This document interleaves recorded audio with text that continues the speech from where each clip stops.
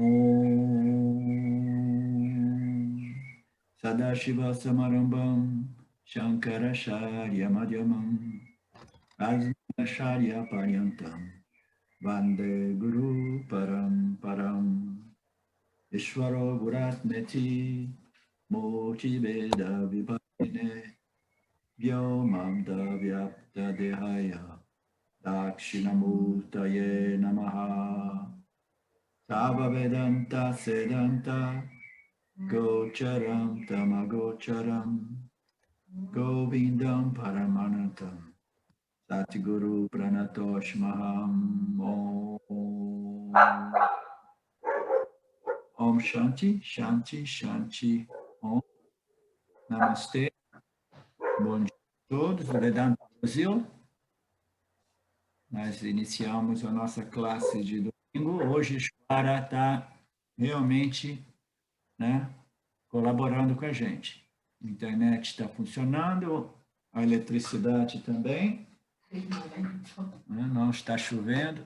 Então vamos ficar com os dedos cruzados que a gente consiga terminar essa classe sem interrupção. O verso 14, Vidyaranya Swami diz que nos Vedas há uma descrição da dualidade que é criada ao se considerar o ser como Jiva. Diz, pelo pensamento e ação, Jiva cria 7 tipos de comida. Deixa eu ver se é esse o verso que eu queria iniciar. Sim. Então, aqui é porque... Deixa eu explicar alguma coisa aqui. O James, ele passou um período, diversos anos atrás, uns 6 anos atrás, estudando as palestras do Vidyaranya. E aí o James, ele compilou esse livro, Inquiry into Existence, que é a investigação do ser, né? que é baseado nas exposições do Vidyaranya Swami, que estão nos áudios, né? Os áudios que eu estudo, entre tantos outros textos do Vidyaranya. Mas só que o James, ele foi estudando essas exposições e ele quis lançar o primeiro seminário sobre Panchadasi. Foi o primeiro seminário que eu fiz na Índia com o James. Foi sobre Panchadasi. Lá na Índia eram uma delícia os seminários do James e aqueles que eu fazia lá também, em Tiruvannamalai, porque era uma maratona de 3 semanas. 3 semanas, like, bum, bum, bum, bum, bum, todo dia de manhã e de tarde. Então, quando nós fizemos esse primeiro seminário do James, nós fizemos e ele não tinha realmente elaborado bem o livro inteiro, todas as exposições do capítulo 1 ao capítulo 15, né? Panchadasi significa literalmente 15 capítulos. Então, você vê por esse livro, por esse texto que nós temos, né? Que é a versão do James, né? Baseada nas exposições do Swami Paramartananda, que é baseada nas exposições do Swami Vidyaranya. Veja bem, esses swamis da nossa tradição que conhecem muito bem o sânscrito, entendeu?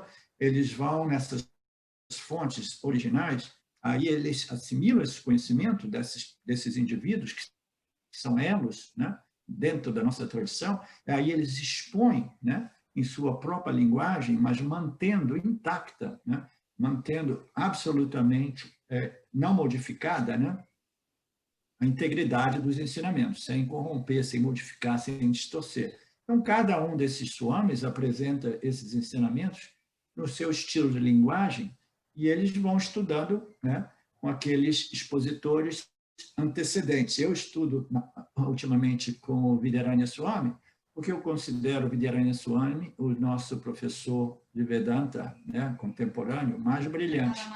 O Swami Paramartananda. Obrigado. O Swami Paramartananda, porque eu considero ele, e o James também considera o Paramartananda um professor muito brilhante. Quando eu fui fazer esse primeiro seminário com ele na Índia, ele colocou, eu tenho que confessar uma coisa para vocês aqui, é que eu, de um tempo atrás, eu voltei para a escola. Voltou para a escola? O que é isso? Ele falou assim, eu comecei a estudar novamente Vedanta, eu estou estudando Vedanta com Swami Paramartananda. Né? Foi bacana da parte dele, porque foi um exemplo de humildade também. Ele falou, embora ele tenha estudado comigo quando ele era jovem, e ele é mais jovem do que eu, ele deve ter uns 10, uns 15, uns 15, 20 anos mais jovens do que o James Watts, ele falou, embora ele seja mais jovem, embora ele tenha sido meu irmão de guru, porque ambos se encontraram tanto com o Swami Shimayananda como com Swami Dayananda. Ambos eram estudantes desses dois gurus dentro da nossa tradição. Ele falou, apesar de tudo isso, apesar de eu ser mais velho do que ele é mais brilhante do que eu. Ele é um professor melhor do que eu. Eu achei aquilo super bacana, vindo da parte do James, naquele momento da sua vida, uns 6 anos atrás, quando ele já estava bem famoso, entendeu?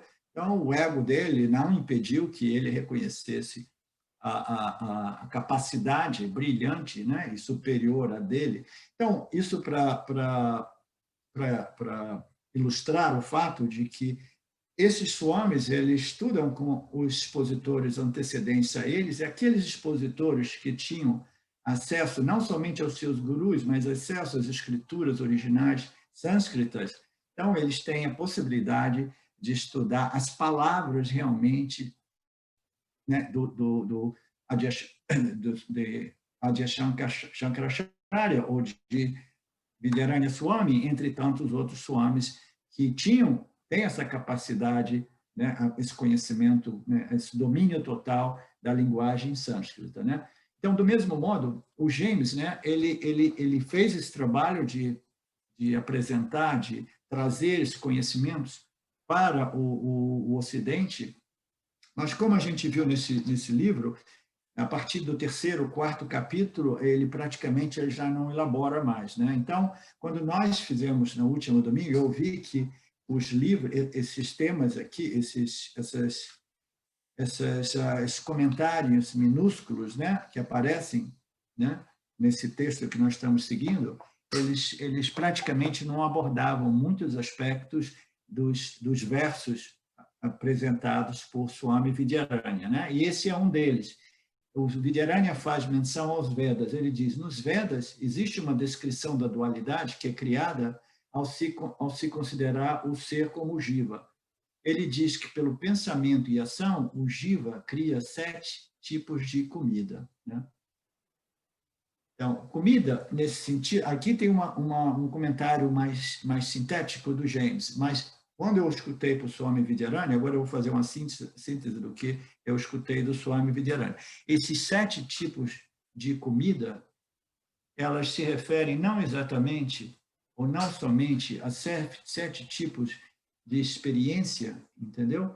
Mas ele é apresentado como 7 tipos de comida para todos os jivas. O jiva não somente o jiva humano, entendeu? Não somente o jiva com intelecto que nós conhecemos, né? A dualidade é criada por todos os jivas.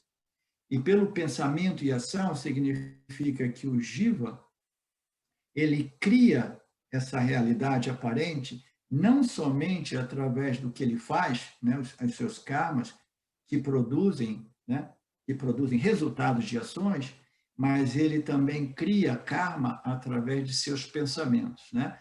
Então ele diz que através dos jivas, através dos seus pensamentos, e nesse caso os jivas humanos que pensam, ele vai criando comida. Nesse tipo de comida são experiências realmente, entendeu?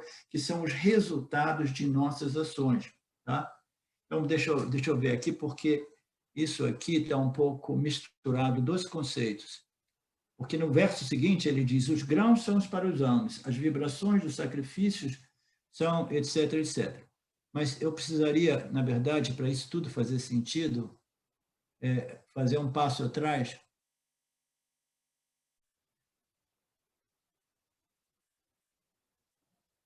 Ok.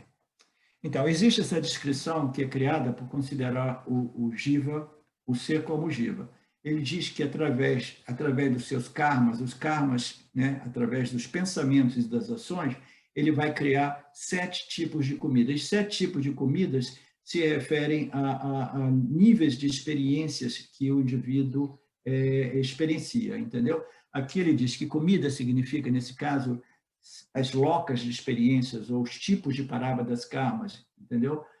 E aí o Gênesis faz um comentário que foge um pouco desse conceito.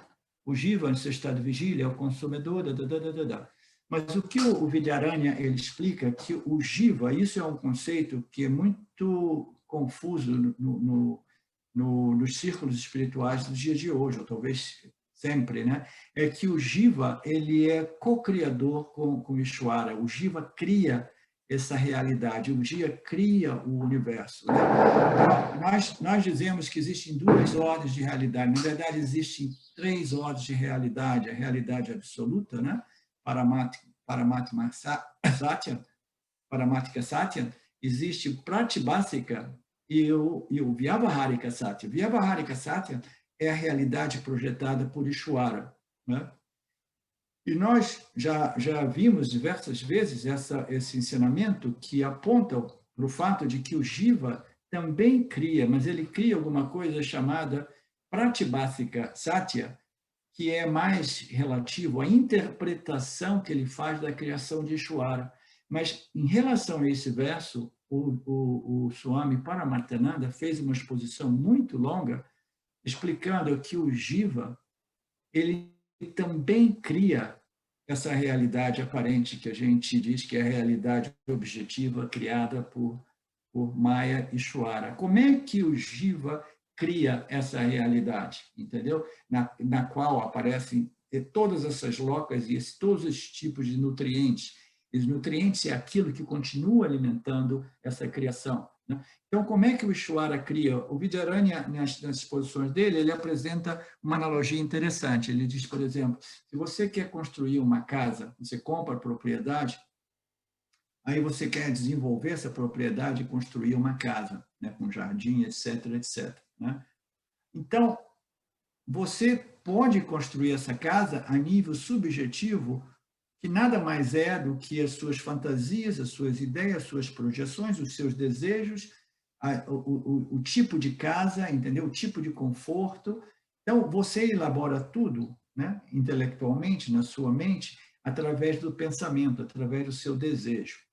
Aí você tem que colocar ação. A menos que você seja um pedreiro, a menos que você seja um construtor, o que você vai precisar fazer? A gente precisa de contratar um builder, um construtor.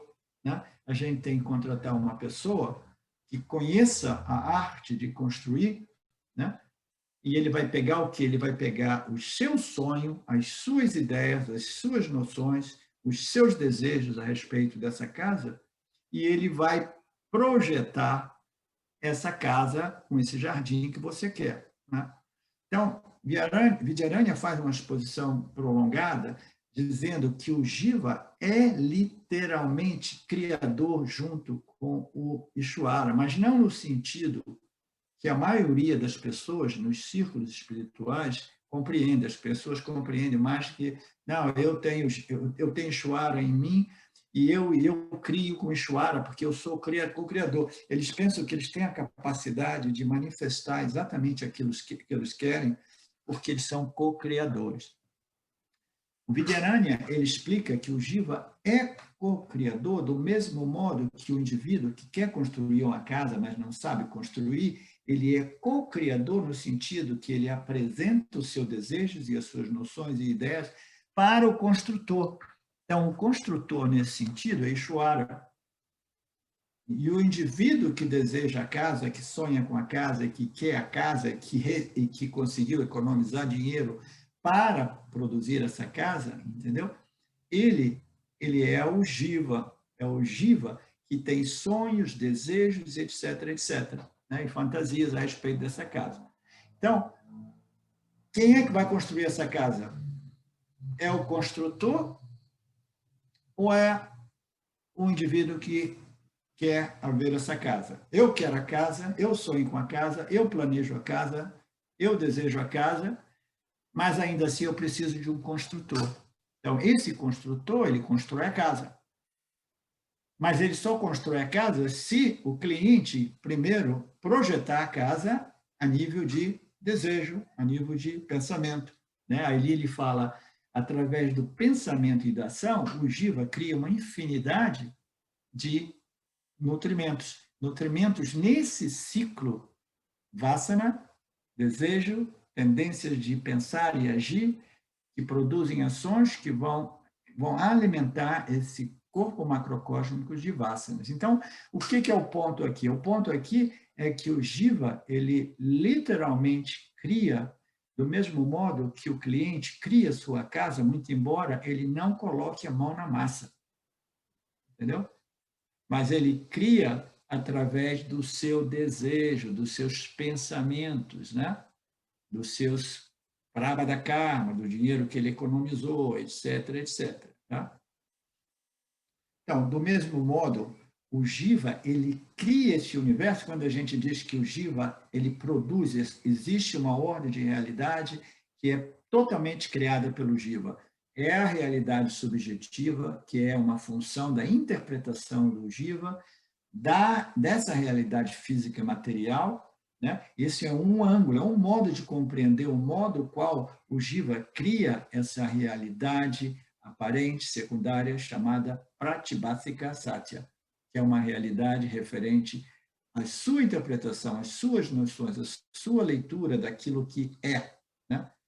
Mas Vidyaranya Swami, ou Paramarthananda, ele vai mais a fundo e ele explica que o Jiva também cria, porque são os desejos do Jiva, os desejos dos Jivas, que nada mais são do que as nossas vasanas, que compelem o Jiva a pensar e agir. Quando o Jiva pensa e age, ele está colocando alimento no campo de tal modo que Ishvara possa produzir para o Jiva, entendeu?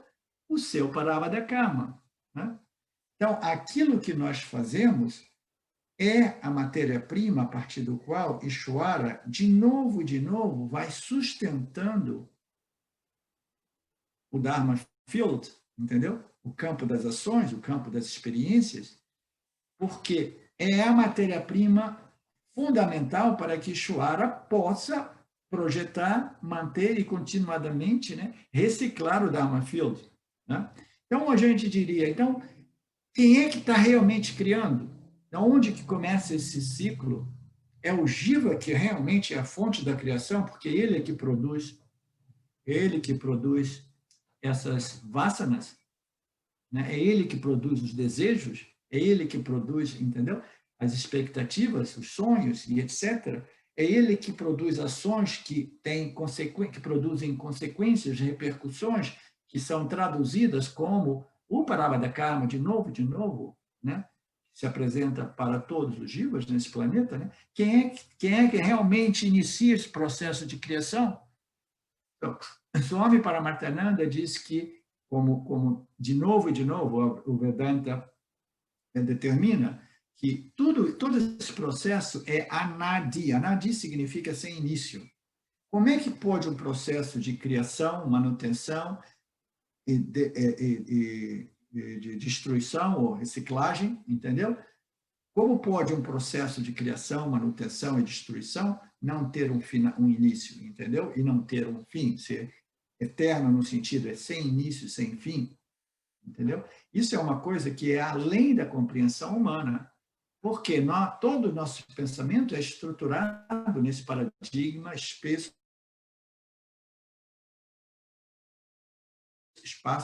Em Jiva, eles são eternos, Ishvara, Jiva, Jaga, eles são eternos, porque essa realidade aparente, chamada Mitya, ela é cíclica. Então, quem é que inicia essa criação? O Jiva cria assim, ele cria fornecendo os seus pensamentos, desejos, ações, em outras palavras, vasanas. Né?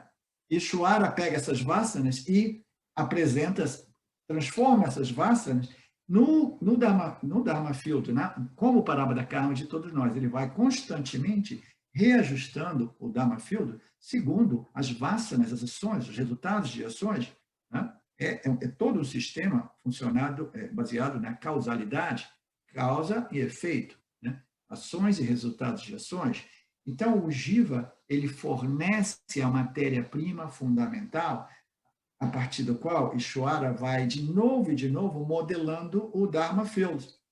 Mas, da um outro ponto de vista, a gente também pode dizer, não, o Jiva ele não é realmente o iniciador desse processo, né? Porque o Jiva também é o resultado, entendeu? Das vasanas, é resultado de Ishvara, que o criou, etc, etc. Mas como é que ele criou? Ah, não, o Jiva, ele deixou um corpo e deixou, né, nas mãos de Ishvara todos os seus desejos, todas as suas necessidades de experimentar e viver, etc. E todos os resultados, todos os sanchitas, karma, deixou na mão de Ishvara. A Ishvara, ele produz um outro nascimento, no qual o Jiva recebe um corpo desenhado sob medida, personalizado para ele, num tempo que é exatamente perfeito para o desenvolvimento e o desdobramento e o processamento do karma, entendeu? E ele vai às condições do campo, do tempo, né? Da tempística cultural, tudo isso é desenhado sob medida para essa alma individual.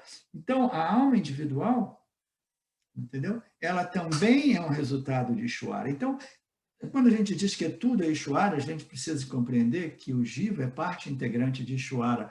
O Jiva, como às vezes eu digo, é aquele operário que fica o tempo todo processando vasanas, né? Pensamentos, desejos e ações que fornecem a Ishvara os blocos de construção do universo, que são as nossas vasanas, entendeu?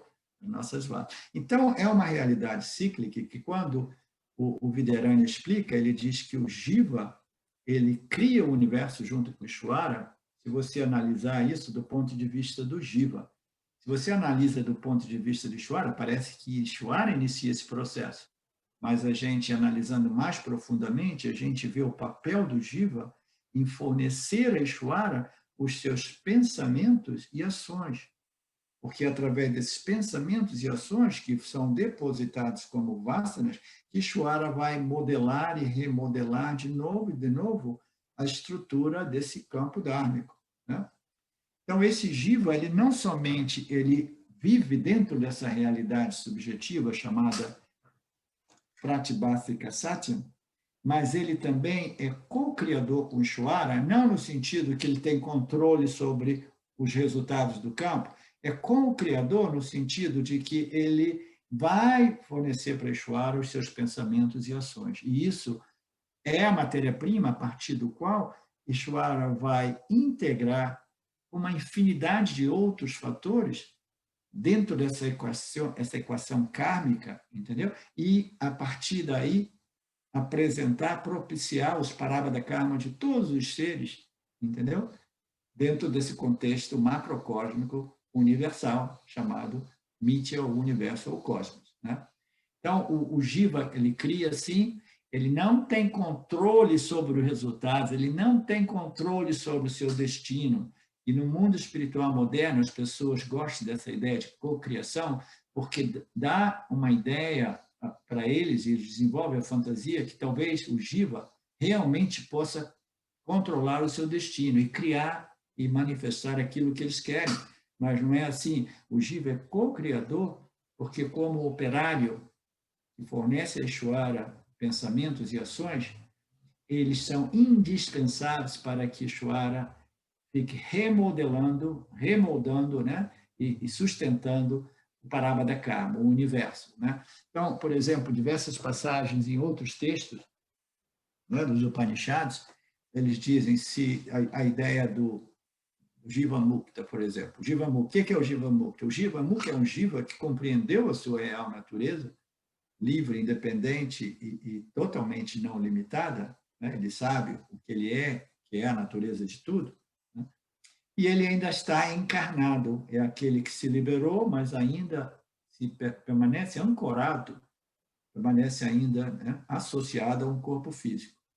Então, esse Jivan Mukta, quando ele deixa esse corpo, ele é dito como Videha Mukta.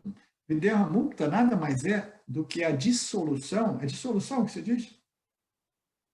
a dissolução do Jiva Mukta. O Jiva ele não se dissolve no oceano de Brahman, porque o Jiva ele permanece, entendeu, como uma cluster de desejos, de vasanas, de quereres e não quereres, de coisas ainda mal resolvidas que requerem mais trabalho, mais expressão. O Jiva ele permanece.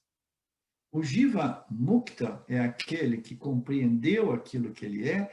Nesse processo de retenção e internalização dessa compreensão, as suas vasanas vão se dissolvendo. Então, se ele não tiver desejos e aversões vinculantes, né, existe potencial, segundo as escrituras, de que ele não retorne a um útero materno. E, nesse caso, ele se dissolve no oceano de Brahman. É a noção do Videha Mukta. Videha Mukta é a dissolução do Jiva Mukta em Brahman. Okay? Então, por que eu estou falando disso? Eu estou falando disso porque onde é que a gente estava aqui? O último conceito que nós elaboramos, que eu estava desdobrando, no alimento. Do verso 14? Sim. Não, eu estava indo, peguei essa linha para explicar uma outra coisa e agora me escapou. Os 7 alimentos. Ele vai voltar. Então, o Jiva, então, ele é co-criador. Ele não cria no sentido de controlar o seu destino, controlar o campo. Ele não consegue manipular e controlar o campo, mas ele é aquele operário que vai produzindo, fornecendo o Ishvara, entendeu? A matéria-prima a partir do qual Ishvara vai remodelando e mantendo. Agora eu lembrei. Então, existe um Upanishad que faz menção a isso.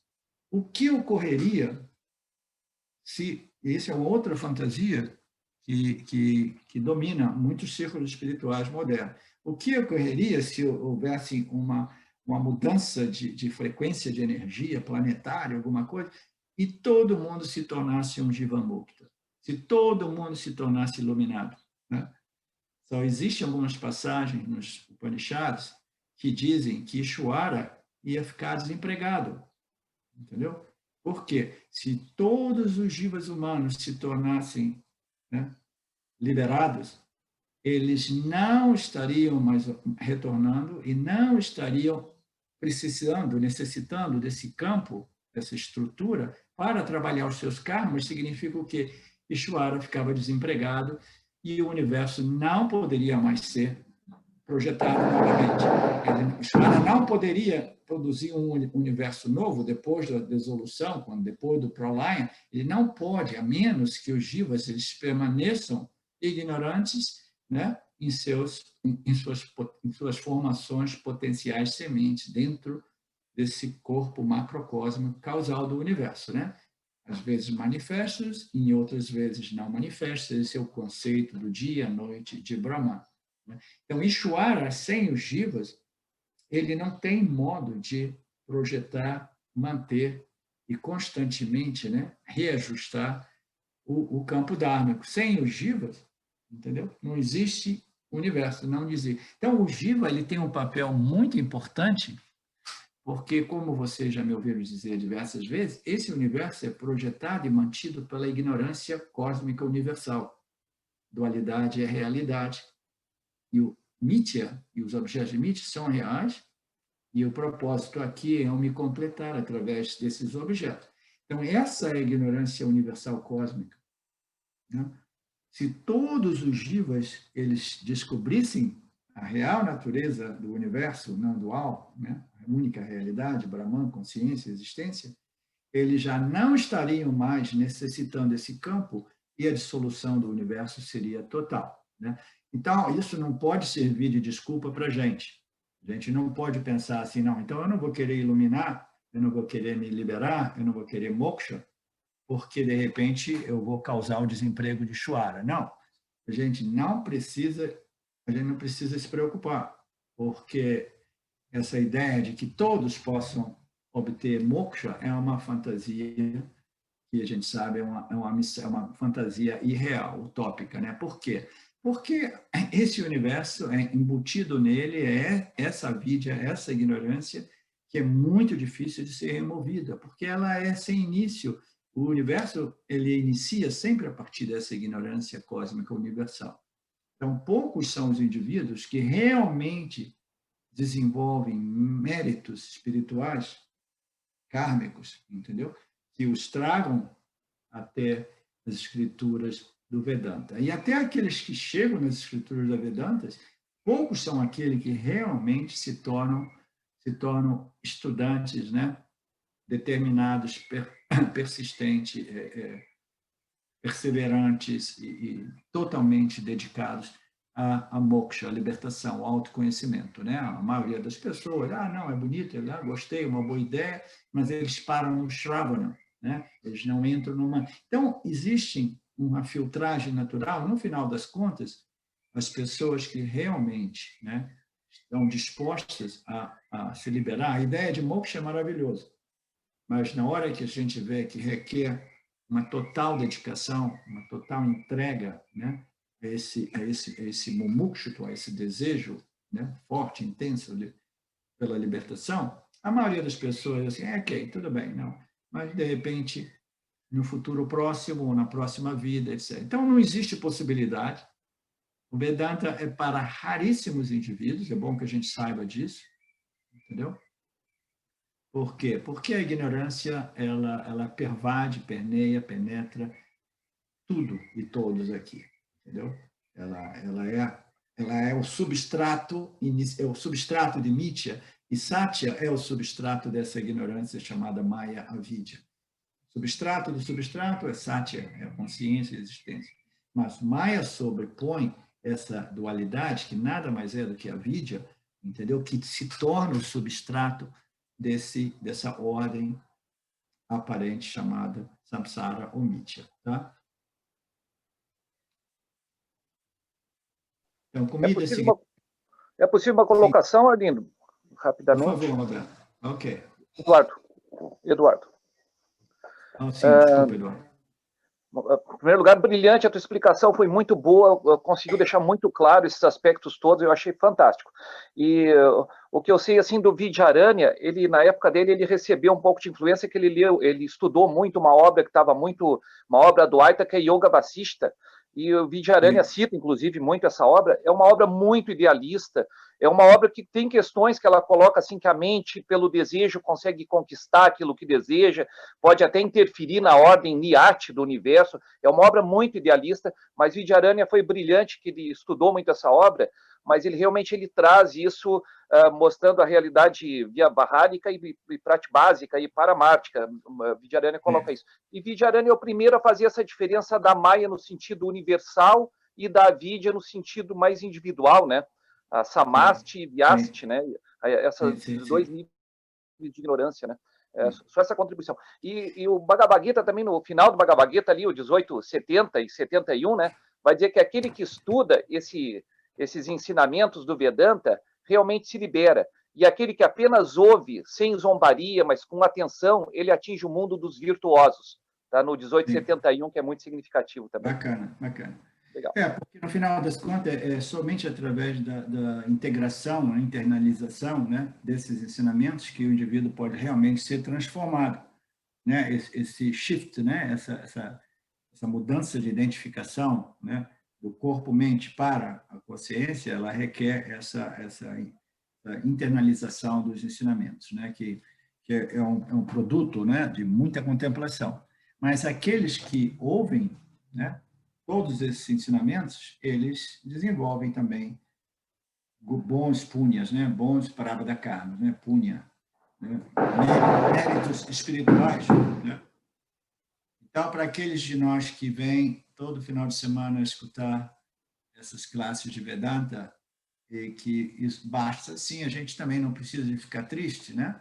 Porque isso vai produzindo méritos kármicos, né? E talvez numa outra oportunidade a gente realmente arregace as mangas da camisa e a gente se torne realmente obcecado pelo autoconhecimento e pela liberação.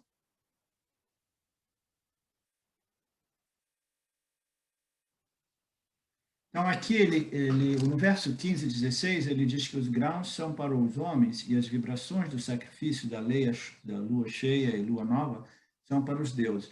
a exposição eu não tive tempo de escrever algumas notas, aí eu fico meio esquecendo o que eu ouvi dele.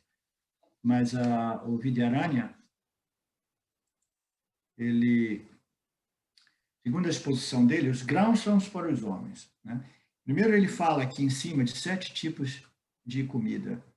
Esses 7 tipos de comida são 7 níveis, de existência que ocorrem em Mithya, entendeu? São 7 ordens, ok? E a ordem inicial é a ordem do Jiva manifesto, como construção corpo-mente, né? É o Jiva manifesto. Então, os 7 tipos de comida, nesse anterior aqui, ele é o Jiva, aí depois tem outros tipos de comida, que são as comidas, né? São as comidas fornecidas. O primeiro tipo de comida se serve ao propósito de alimentar o Jiva em sua constituição física. Os outros 2 tipos são para os deuses, são os pujas, são os rituais, ok? Então, isso fazem 3, né? Aí tem um outro tipo de comida que é... Qual é o outro tipo de comida? Que é o leite, que serve para alimentar todos os outros animais mamíferos. Os animais mamíferos, eles precisam do leite. Então, nós temos um tipo de comida para o Jiva, que são os alimentos, os grãos. Os grãos muito provavelmente foi uma interpretação do James, né? Ele diz que o mundo vegetal, entendeu? O mundo vegetal, ele foi projetado para um dos alimentos para os jivas humanos. Os leites é um alimento para os mamíferos não humanos, entendeu? Ele coloca assim. Depois tem 2 níveis de alimentos que servem para alimentar os deuses. E ele faz menção nesse verso 15 e 16 que as vibrações que são os sacrifícios, né? As vibrações do sacrifício, que são esses rituais, essas pujas. Na Índia, existem fundamentalmente 2 tipos desses pujas, desses rituais. Uma com a lua cheia e uma com a lua nova. Então, eles englobam quase todos os tipos de rituais, e esses 2 são 2 tipos de alimento que vão para os deuses. E esses alimentos, eles são oferecidos pelos jivas humanos, entendeu? Então, isso aqui, por exemplo, o Vidyaranya mesmo, ele diz que o Swami Paramarthananda disse que nessa obra o Vidyaranya não quis entrar nos detalhes de toda esses ensinamentos védicos, mas existem outras obras que eles vão mais a fundo. Eu conheço bem o James, ele sabe que ele não quer nem tocar nesse assunto. Por isso também que ele skip tudo isso, né? Ele pulou tudo isso. Então, existe o reino vegetal, que são os alimentos dos jivas humanos, os leites, né? São os alimentos para os jivas não humanos, os mamíferos. Aí tem os alimentos, os pujas dos jivas, né? Esses rituais são para os deuses, são 2. E depois existem os três outros tipos de alimento, que é a fala, a mente, a fala e os áreas vitais. Então, os áreas vitais, os pranas, né? Elas são os alimentos dos corpos sutil do Jiva. O primeiro alimento do Jiva, que eu falei que era o mundo vegetal, o mundo dos grãos, se refere à constituição física do Jiva. O Jiva, né, em sua constituição física, ele precisa de alimento. E parece, a sugestão é que os Upanishads sugerem ou assumem o fato de que os jivas humanos sejam vegetarianos, porque o mundo vegetal é o alimento para os jivas humanos. Aí ele diz que o leite é o alimento para os outros. Vamos ver o que a Shora vai combinar aí. Então, voltando aos 7 tipos de alimentos, ok? Para o corpo, para a constituição física, o jiva necessita das plantas, dos grãos, do reino vegetal. Para os mamíferos não humanos, eles necessitam dos leites. Né? Para os deuses, 2 tipos fundamentalmente de rituais, ok? E para o corpo sutil do jiva, existem 3 tipos de alimentos, que é a mente, a fala e o ar vital. O ar vital, esse ar inteligente que vivifica e que anima, né? Dinamiza, né? O corpo físico, são os alimentos para o corpo sutil, eles pertencem ao corpo sutil. A mente, né, se refere ao nosso aspecto, o aspecto pensamento, emoção, né, sensação. A fala é o intelecto humano e os ares mentais. São os três funções mais importantes do corpo sutil. Então, ele se refere a esses alimentos, né, que servem o propósito de alimentar os jivas que, por sua vez, produzem ações que vão fornecer, vão conceder a Ishvara a matéria-prima necessária para que ele continue mantendo, né, mantendo o campo dármico, né? A mente, a fala e os ares vitais tornam possível para a consciência, né, produzir esse campo das experiências, produzir esse campo dármico, propiciar tudo isso, né? Então, as vibrações dos sacrifícios são os pensamentos dos jivas quando adoram os deuses, ok? Isso é quando respeito, aquela já é uma comentário puramente do James, né? Então, a adoração dos elementos, né, fundamentalmente são os pujas, né, dentro do contexto védico, porque dentro do contexto védico o universo manifesto, né, é Ishvara. Então, o devoto, né, o indivíduo que vive dentro daquele contexto, sabendo que tudo é somente Ishvara, então ele tem um amor pela lua, pelo sol, pelo ar, pelo espaço, pela água, pelo fogo e pela terra. Os elementos primários, eles são símbolos de Ishvara e são adorados pelos jivas, né? Eles adoram os elementos porque os elementos, eles são símbolos de Ishvara, símbolos dos deuses, né? Isto é, eles respeitam. Então, quando você sabe que o meio ambiente é Deus, o meio ambiente é Ishvara, que os elementos são Ishvara, então você tem um relacionamento, né, diferente com o campo das experiências.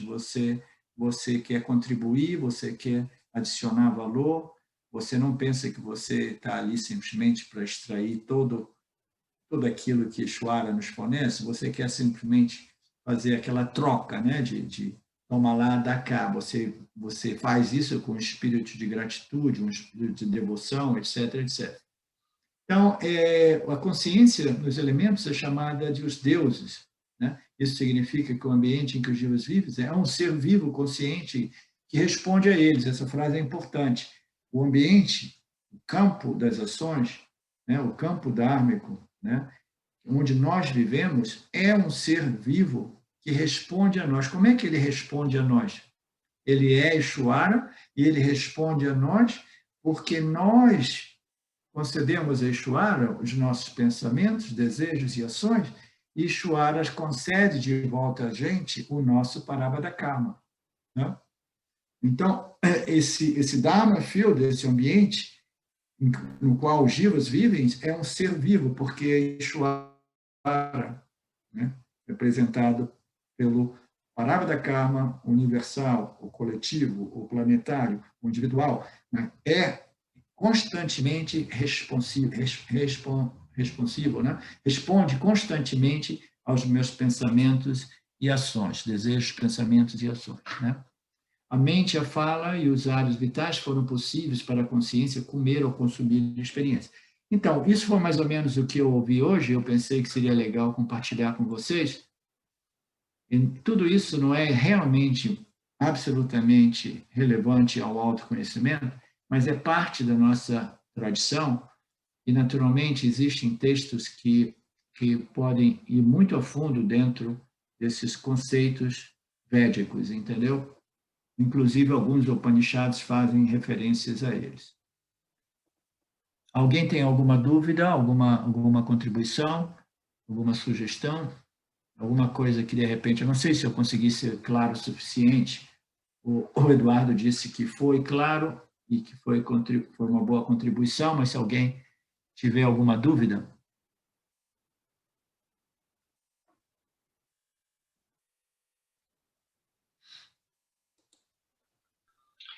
Oi, Arlindo. Oi. Bom dia. Bom dia, querido. Não, eu estava refletindo sobre a participação do Giva, como você colocou, né, como, entre aspas, como co-criador junto com Ishwara, né? Sim. E realmente faz todo sentido, né, quando a gente vê também que a gente é necessário um desejo ardente, né, pela liberação, né? Ou seja, é necessário que o Jiva também participe desse processo, eu acho, né? Que a gente se constantemente se coloque, né? Como, digamos assim, questionamento qual é meu principal objetivo de vida, né? E isso eu acho que é muito importante, né? Porque quando a gente vai analisar aquilo que realmente desejamos na vida, né? E se somos bastante honestos para isso, muitas vezes existem vários outros, digamos assim, entre aspas, objetivos de vida antes de, né, objetivos pela Sim. liberação, né? Então, nesse contexto, eu acho que faz todo sentido, né, de que Jivas, digamos, com seus pensamentos, com seus desejos, né, participa também desse processo, e é necessário pelo menos eu percebi isso, né, de que a gente se questione constantemente qual é meu primeiro objetivo, né, qual é meu primeiro objetivo de vida, né, no sentido de eu estou disposto realmente a colocar ele como primeiro nessa lista, né, e sempre a gente tem esse negócio, né, primeiro eu vou solucionar aquilo, depois vou solucionar outra parte da minha vida, depois preciso solucionar a outra, e aí quando a gente vai ver, esse negócio está em quinto lugar, sexto, décimo, e isso acho que faz todo sentido, né, que você colocou aí, né? Sim. O Shwara, como o Dharma Field, ele responde para a gente, né, exatamente segundo os nossos pensamentos, desejos e ações. Ele vai apresentar os nossos paradakamas exatamente, né, personificados, personalizados, né, uma coisa construída sob medida para a gente. E, nesse sentido, nós somos co-criadores de nossas vidas, nossa realidade. Não que a gente tenha controle para haver exatamente tudo aquilo que a gente quer, não. Existe uma infinidade de outros fatores e leis operando no campo, né? Mas o Jiva é aquele que semeia o seu destino. Então, a nossa responsabilidade é grande. O Jiva jamais pode ser isento. E até mesmo a busca por moksha, esse desejo por moksha, é o quarto desejo humano, né? É um desejo raríssimo mesmo de encontrar, entendeu? Então, esse desejo, as pessoas não podem dizer, mas é tudo Ishwara, então, entendeu? Então, eu não preciso fazer nada quando o tempo for o tempo certo, aí sim esse desejo vai crescer, porque é tudo Ishwara, etc. Não, a gente não pode, o Jiva jamais pode ser isento de sua responsabilidade, porque todos nós estamos constantemente, né, apresentando a Ishwara os nossos desejos. E se os nossos desejos são por segurança, né, prazeres na vida, né, e conhecimentos objetivos, entendeu? Se os nossos desejos são as três primeiras, né, categorias de desejos, né? Então, a Ishvara vai oferecer o quê? Vai oferecer de novo aquilo que a gente quer. Ah, você quer mais desejo? Você quer mais segurança? Olha aqui, pá. Então, corre atrás desse símbolo de segurança. E esse símbolo de segurança, você quer prazer? Então, vê se você consegue, come essa torta de chocolate inteira hoje, entendeu? Vai mandando para a gente todos os prazeres da vida. Então, a vida, a gente vai, né? A gente é mais ou menos responsável, né, pelo nosso destino, muito embora a gente não tenha controle absoluto, porque Ishwara, que é o Karma Paladata, aquele que concede o resultado, aquele que concede os nossos Parabhada Karmas, ele só concede com base aos nossos desejos, pensamentos e ações, como você disse, né? E é raro encontrar um indivíduo, Jiva, que ele realmente esteja intensamente, né, tomado por esse desejo, pelo autoconhecimento e a liberação. É muito raro mesmo, como você disse, entendeu? Muito raro. Esse é um desejinho que começa a crescer gradualmente, é um entre tantos outros. Aí, gradualmente, ele começa a queimar os outros desejos, até que ele se torne o único desejo na mente do indivíduo Jiva, entendeu? O Jiva, ele não quer mais saber de nada, ele não quer mais experiências de nenhum tipo, entendeu? Então, é um estado, é um estado, né, de desejo chamado mumukshutva, né, esse desejo ardente, que é raro de ser encontrado. Por isso que a liberação, o autoconhecimento, é um fenômeno relativamente muito raro. Por quê? Porque ninguém quer. Não, mas não pode ser difícil assim, não pode ser raro. Eu não gosto dessa história. Parece até um elitismo que, entendeu? Somente as pessoas, né, que chegam no Upanishads, ou as pessoas que conhecem os Vedas. É raro porque ninguém quer. Os Vedas têm um monte de comida também para as pessoas que estão correndo atrás de segurança, prazeres e dharma, virtude, entendeu? Mas encontrar uma pessoa que queira sair do jogo, entendeu? Deixar o jogo, né? É muito raro. Muito, muito, muito raro. E é natural que seja assim. É embutido realmente no sistema. Arlindo, só na questão mais, eu acho também que eu percebi que é muito importante, né? Nesse negócio do desejo, seja de moksha, né? É ver qual é a motivação que eu tenho, ou que eu acho que eu tenho esse desejo. Porque muitas vezes, né, eu acho que a motivação, se tem motivações egóicas, né, nesse desejo, certamente não vai ser um desejo, não vai ser algo que vai impactar a esfera, eu acho. Sim. Porque, não, mas porque se eu quero moksha para me libertar dos meus problemas, eu quero moksha para ficar famoso, ou eu quero moksha para fugir, para que todos os meus problemas se solucionem, sei lá. Tem várias, uma lista enorme de possíveis motivações de eu querer moksha, né? E eu percebi que eu percebi claramente isso, que isso é um obstáculo enorme, porque se tem essas outras motivações, a coisa não rola mesmo. E é uma coisa que a gente tem que se auto-investigar isso, e tem que o desejo tem que ser completamente, até um desejo pela verdade, um desejo completamente... Sim. Desejo por sati, verdade. Total. É só isso. Né? Só para resumir isso, Henrique, esses desejos, eles não são desejos genuínos por moksha. Quase todas as pessoas no mundo espiritual que se dizem desejosas de moksha, elas são desejosas de fama, prestígio, validação, amor das pessoas, respeito. Existe uma infinidade de motivações por trás desse falso desejo por moksha, entendeu? É raro encontrar um desejo genuíno por moksha. Esses desejos que você se referia não são desejos por moksha, porque o que define o desejo não é a fachada que o indivíduo coloca, entendeu? Mas é aquilo que existe por trás daquela fachada. Se o indivíduo ele quer dinheiro, fama, prestígio, e devoção, e respeito, e validação, entendeu? Isso é o que Ishvara vai produzir para ele. De repente, ele vai ser um desses gurus que vai receber todas essas validações, respeito, vai ficar famoso, as pessoas vão colocar ele num pedestal como uma figura, né? Um guru, figura mais paterna. Então, tudo isso não é desejo por moksha, entendeu? Mas muito válida a sua colocação, Henrique. Você ia dizer alguma coisa, Luciano? Oi, Arlindo. Escutando você falar, tudo bem, Arlindo? Bom dia.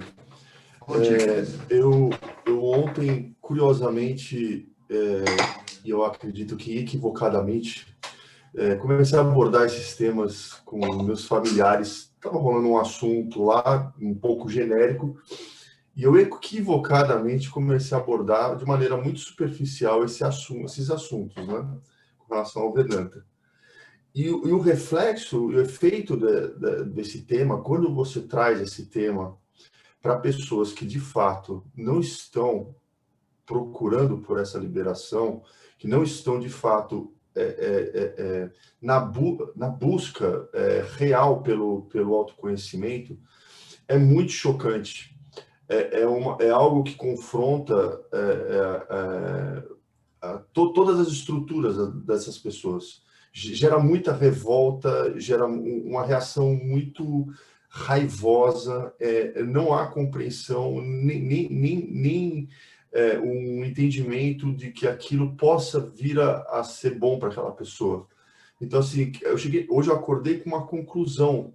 Eu fui dormir com o que aconteceu ontem, acordei hoje com uma conclusão e estou aqui na sala hoje, de que, de certa forma, uma perda de tempo você tentar falar sobre esses assuntos. Eu já sabia disso, mas aí, equivocadamente, eu tentei abordar esse tema de uma maneira muito superficial, porque eu já sei qual que é a reação das pessoas.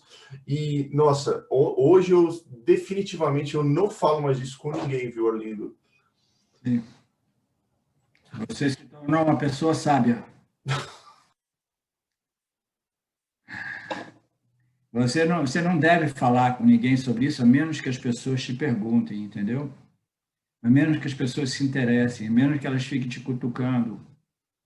Eu cheguei aqui onde eu estou, no interior de Goiás, e eu não falo nada disso com ninguém, mas aí papo vai, papo vem, procurando casa, isso e aquilo, e as pessoas ouvem dizer que eu trabalho com internet, o webinar, isso e aquilo, aí acaba que, puf, ou eu ou a Silvia, né, diz alguma coisa sobre Vedanta. Aí as pessoas dizem, Vedanta, aí insiste, eu mandei os links do Vedanta Brasil. Depois de alguma insistência, mando o link do Vedanta Brasil. Aí você deixa. Sim. Aí hoje eu recebi um contato de um cara que está desenvolvendo uma Eco-Village, eu estou muito interessado, e esse cara, ele fala, putz, aqui, eu tinha pedido para você mandar isso para mim, eu não tive tempo semana passada, mas eu vi ontem, foi ontem, né? Nossa, cara, é incrível, mas é muito complexo, e é muito difícil para mim, eu amei, gostei, mas eu acho que não é para mim, não, eu acho que eu preciso de fazer outras coisas. Ele foi super honesto, entendeu? No primeiro impacto, aquela curiosidade, deixa eu ver, deixa eu não ver, eu mandei o canal do YouTube, do Facebook, ele deu uma olhadinha, ele assistiu alguns vídeos com a esposa dele, ele viu a beleza, viu aquela coisa, ficou meio, né, impressionado, mas ainda assim ele diz, olha, mas eu acho que não é para mim não, eu acho que é muito para minha cabecinha, ele falou assim, entendeu? Então, a maioria das pessoas, elas não estão prontas para desenvolver realmente um valor, uma compreensão, elas não se sentem atraídas, elas não conseguem perceber o cheiro, o perfume, a beleza do Vedanta. Não, a maioria vai dizer, é intelectual, é teoria, filosofia, isso e aquilo, né? Elas não compreendem a beleza. Mas esse cara, ele foi honesto, ele viu alguma luz, alguma beleza, e disse, mas não é para mim, entendeu? Então, a melhor coisa é a gente simplesmente, a gente se mantém meio que invisível, até que as pessoas comecem a perguntar alguma coisa sobre você, querer saber alguma coisa. Eu, quando cheguei no Brasil 6 anos atrás, eu não fiz nada para me tornar visível.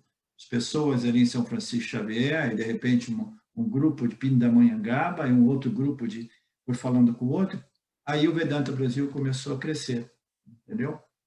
Então, a Ishwara é que vai semeando, né, plantando essas sementinhas do Vedantas, mas os solos, em geral, eles não são realmente férteis para o desabrochar do autoconhecimento, mas são as que permanecem plantadas e, no seu devido tempo, na sua devida encarnação, elas vão semear quando o solo for realmente propício. Okay? Vamos fazer uma pausa, Marcelo?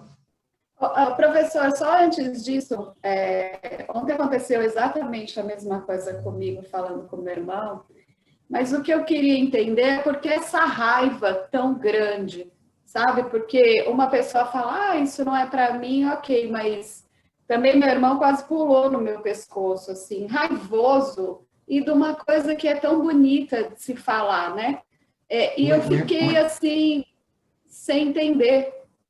O irmão mais jovem ou o irmão mais velho? Eu que conheço um pouco a sua história. O mais velho que é evangélico.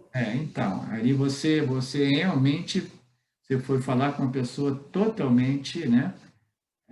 Não, foi uma vacilada sua, tentar explicar Vedanta para uma pessoa que é totalmente envolvida com ele é tipo um pastor evangélico, né? Sei lá. Então, mas é que ele estava falando de coisas que eram a mesma coisa do que o Vedanta. E eu fui colocar para ele só uma ampliaçãozinha. né? Não era coisa diferente, porque ele estava falando que limitado, tal, e eu fui começar a falar sobre isso com ele. Só que daí surgiu uma raiva muito grande, eu fiquei me perguntando, nossa, como desse assunto tão belo surge uma raiva tão grande, entendeu? Porque a realidade do Jiva é uma realidade subjetiva. O que é belo para uma pessoa é feio para outra, entendeu? Ele vai interpretar o Vedanta segundo suas vasanas. Então, a melhor coisa é você ficar quietinho, zip, e você só fala com aquelas pessoas que possuem uma abertura mental, entendeu? Um intelecto mais desenvolvido, uma sutilidade maior, entendeu? Uma capacidade maior. Aqueles que realmente se interessam em perguntar, poxa, Betânia, eu notei que nos últimos 2 anos você está mais bonita, mais equilibrada, né? Mais inteligente, mais sábia, né? Você ainda está com aquele seu namorado que diz que você é a pessoa mais sábia que ele encontrou?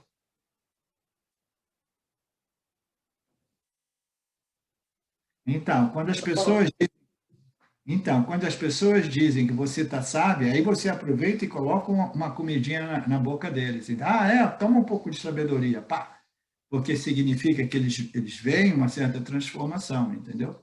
Senão é melhor ficar quietinho para evitar conflitos kármicos, né? Porque agora o Luciano tinha me falado já que a mulher dele, ela expulsou ele de casa. Agora imagina a situação dele, ele tem que arrumar um apartamentinho, uma kitnet, né? Daqui a pouco eu vou ter que arrumar um lugar para mim. Ele vai lá para Alto Paraíso com a gente. Viu, Arlindo? Só mais um complemento rapidinho. Essa raiva, analisando, né, a natureza dessa explosão de raiva e de indignação. Acho que indignação é a palavra mais correta. O fato da gente falar que a vida não necessariamente ela precisa ter um propósito. Você não precisa ter uma causa para abraçar. Você não precisa necessariamente estar engajado com o mundo, né? Então eu falei assim, então quer dizer que tudo bem, porque por exemplo uma dessas meus, eu não vou falar aqui qual dos familiares, porque talvez ela assista aqui ou ele assista, né? E me veja aqui, mas assim essa pessoa ela é muito engajada no mundo de maneira social, abraça causas e tudo mais. Eu falei assim, e o matuto que vive lá no mato pescando, cuidando do porquinho, ele é inferior a você? Não, ele está seguindo a vida dele ali, o curso dele. Não existe um script, um manual dessa vida que diz que você precisa se engajar no mundo. E o fato do Vedanta falar para você assim, tudo bem, você quer se engajar, você pode se engajar, mas não há necessidade. Isso gera uma grande indignação, porque você soa para outra pessoa como, primeiro, a arrogância, que você é um indivíduo arrogante, e segundo, que você é indiferente às dores do mundo. Alienado. Alienado, indiferente às dores do mundo, ou seja, você é você é um sujeito, o pior sujeito do mundo. É isso que transparece para as pessoas. Aí eu falei, pelo amor de Deus, eu não vou falar mais isso com ninguém. Você se tornou uma pessoa sábia. Então, o verso 15 e 16... nós cobrimos, né, os graus são para os homens. O verso 18, como os objetos são criados por Ishvara e convertidos em objetos de experiência e gozo pelo Jiva, eles estão relacionados. Vocês ouviram os foguetes? Olha, que é uma loucura. Eu ainda não... aí já? Não, essa cidadezinha, esse lugarzinho aqui, chamado Cavalcante, ele é famoso por ser um lugar onde as pessoas soltam foguetes sempre. Eu ainda tenho, eu vou explicar para vocês o porquê dessa vassana. Eu fiquei curioso também. Por que essa é a cidade dos foguetes? Cidade tão pobre e as pessoas ficam gastando dinheiro com foguete, principalmente nos finais de semana.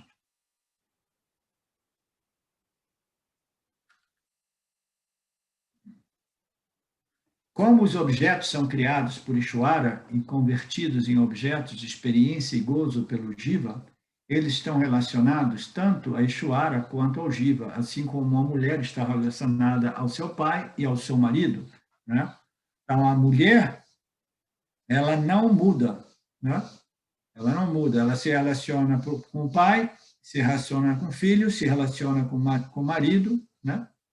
E os objetos do mundo, entendeu? Eles são criados por Ishvara, mantidos por Ishvara, e eles não se modificam. Eles se relacionam com Ishvara, o Criador, e o Jiva, aquele que desfruta e goza dos prazeres e dores, dos doces, dos frutos doces e amargos, né? Os objetos, eles possuem essa realidade, né, objetiva, física, material, que é a criação vyavahárika, né, de Ishvara, né? E ele é o que ele é, ele não se modifica, né? Ele se relaciona com Ishvara e se relaciona com Jiva. O Jiva é que, de qualquer modo, tem esse relacionamento como aquele que desfruta de punya ou que sofre os seus papas, né? E o mundo ele vai se apresentando para o Jiva de acordo com os nossos punyas e nossos papas. Se a gente produz, né, muitos punyas, então a gente se torna aquele que curte, né, o mundo, né? Se a gente produz muitas papas, né, é aquele que vai sofrer o mundo, né? Então, portanto, para aqueles de nós que quer salvar os indivíduos Jivas do sofrimento, que pensa que a minha missão aqui é salvar e evitar o sofrimento das pessoas, a gente precisa compreender que essa é uma interferência, né? Que de qualquer modo é um fruto de uma ignorância, de não compreender que se alguém recebe o seu Papa, entendeu? Esse Papa, ele serve o propósito de zerar a conta ou de esgotar alguns desses papas. Então, o sofrimento, ele é positivo, ele é válido, ele é necessário. E algumas passagens dos nossos textos, do Gita, o Lord Krishna diz, tentar fazer o Dharma do outro, tentar querer salvar o outro, é muito perigoso, entendeu? Faça o seu Dharma e deixe o Dharma dos outros, né, por conta dele de Ishvara. O Dharma, as situações, as experiências, os objetos de experiências do indivíduo, ele se relaciona tanto a Ishvara quanto ao Jiva, que vai curtir ou sofrer aqueles objetos, né? Então, a gente não precisa de fazer nenhuma interferência a respeito disso. A gente deixa isso tudo por conta de Ishvara, do mesmo modo que uma mulher ela permanece a mesma em relação ao seu marido e ao seu pai.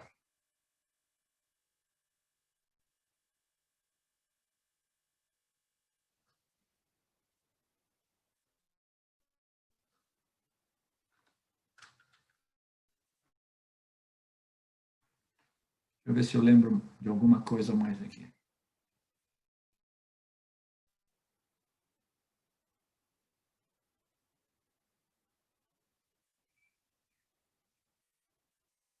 Então, isso é interessante, essa passagem, porque diz assim, o Jagata, que é o campo, que é o mundo dos objetos, Mithya, né? Samsara, Jagata, quando ele é projetado, essa realidade empírica, que é projetada por Ishvara, Maya Ishvara, né? E o Jiva é participante também, é co-participante, que vai fornecendo os seus pensamentos, desejos e ações, né? Então, essa realidade que é mantida, né, por Ishvara e Jiva, ela tem uma realidade, né, essa realidade objetiva, e ela não se modifica tanto em relação ao Jiva, aquele que é a entidade que experiencia, que experimenta, que conhece, que interpreta, que curte ou que sofre, né? Ela se permanece inalterada, entendeu? Ela não possui realmente nenhum valor real intrínseco a ela mesma, é só uma projeção de Ishvara relacionada a Ishvara e relacionada a Jiva. E do ponto de vista do Jiva, ela se torna um objeto de sofrimento ou de dor. Do ponto de vista de Ishvara, é simplesmente o campo que permite aos Jivas processarem os seus karmas. Mas, fundamentalmente, essa realidade, essa projeção, esse campo dármico, ele é de valor neutro, entendeu? É uma realidade física e material que serve o propósito de permitir ao Jiva processar as suas vasanas, processar os seus karmas. Mas é totalmente impessoal, é totalmente, né, objetivo, livre de realmente valores, mas serve o propósito, né, de propiciar ao Jiva o processamento de suas vasanas, de seus karmas, né? Ishvara é responsável pelas funções do corpo sutil, o qual viabiliza para o Jiva a experiência dos objetos. Então, o Jiva, que ele se acha, né, muitas vezes, ele, sob o efeito da ignorância, ele se considera, né, aquele, né, que é o responsável, é o executor, é o pensador, e aquele que vive a sua vida, aquele que controla as suas experiências. Ele não se dá conta que ele não é responsável por nenhuma das funções do corpo sutil, né? Todas as funções, porque o corpo sutil é que opera o corpo físico, né? Então, todos esses órgãos, essas funções, né, do corpo sutil, que englobam, né, os pranas, né, os sistemas fisiológicos, né, os sistemas autônomos. Então, tudo isso, mais a mente, o intelecto, o ego, etc., a memória, tudo isso é operado e mantido por Ishvara. Então, o que esse Jiva faz? Qual é a responsabilidade desse Jiva, né? Esse verso, Vidyaranya diz que Ishvara é o responsável pelas funções do corpo sutil, o qual viabiliza para o Jiva, né, a possibilidade de experimentar, interagir com os objetos. Então, é esse corpo sutil ancorado no corpo físico através dos órgãos, né, os instrumentos de percepção e ação, os órgãos de recepção e de resposta. Então, esses órgãos é o que Ishvara faz para a gente, entendeu? Cria para a gente, de modo que o Jiva se torne aquela entidade que experiencia e que conhece o campo dos objetos, né? Naturalmente, o Jiva fica amarrado e preso ao Dharma Field, porque ele vê o Dharma Field como objetos de Sukham e Dukkam, objetos de prazeres e desprazeres. Ele quer os objetos de prazeres, ele quer evitar os objetos de prazeres. Então, essa ignorância, a ignorância a respeito do valor neutro de todos os objetos, a ignorância a respeito da compreensão desse sistema, né? Vasanas, desejos, tendências, pensamentos, ações, vasanas. Então, a total ignorância a respeito de tudo isso faz com que o Jiva se torne aquele experienciador dos objetos e fique amarrado, preso, escravo dessa roda viva, né, desse Sankara Chakra, que é totalmente ignorância, né? E o responsável por tudo isso é Ishvara, porque Ishvara é aquele que sabe realmente pegar as nossas vasanas e produzir um indivíduo com 3 corpos. Nós não sabemos como fazer um Jiva. Não, eu sei como fazer um Jiva humano porque eu tive um filho. Não, você não sabe nada, né? A única coisa que você sabe é fazer amor quando você fica com tesão. É a única coisa que você sabe fazer. Mas o filho, é Ishvara que fez. O corpo sutil do seu filho foi Ishvara que desenvolveu, né? Então, tudo é de responsabilidade de Ishvara. Então, Ishvara é o responsável por esse corpo sutil, ancorado no corpo físico. Tudo que a gente faz é fornecer a Ishvara nossa matéria-prima. Qual é a matéria-prima? Os nossos pensamentos, desejos e ações, né? Que são convertidos em vasanas, a Ishvara vai dizer, ok, deixa comigo, eu vou fornecer agora um corpo novo para você, num contexto cultural novo, tudo desenhado sob medida para as suas vasanas, de acordo com as suas vasanas. Você quer o que você quer? Pá, toma essa. Então, uma vida nova, uma oportunidade nova, né? Então, o Jiva, ele vai, né, fornecendo, mas o responsável pelo desenvolvimento e configuração e construção desses 3 corpos muito bem integrados que constituem o indivíduo Jiva, tudo isso é de responsabilidade de Ishvara, o Jiva não sabe nada, tudo isso é parte dessa inteligência, dessa consciência, dessa inteligência, desse conhecimento, né? Essa estrutura, essa ordem, né? Esse ser vivo feito de conhecimento puro chamado Lord Ishvara. As funções do corpo sutil são perceber, pensar, sentir, desejar, lembrar, determinar e decidir.